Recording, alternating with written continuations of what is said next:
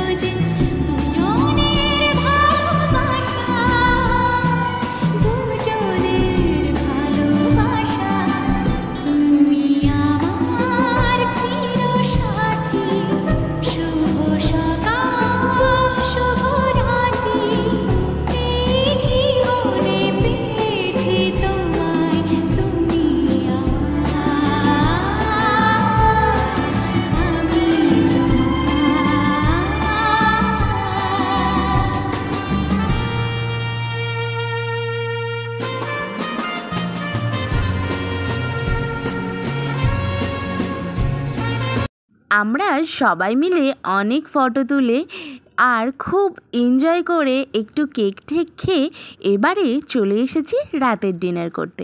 রাতের ডিনারের ব্যবস্থা ছিল একটা হোটেলে।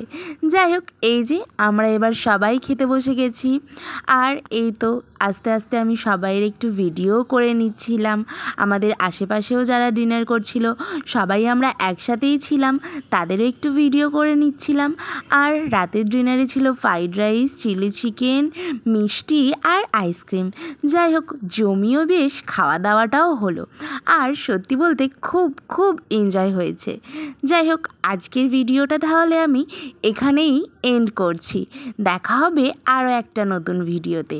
এখন তো ম্যারেজ রেজিস্ট্রি পার্টি দেখলে, খুব তাড়াতাড়ি আসতে চলেছে হিরুদা আর সায়নিকার ম্যারেজ পার্টি।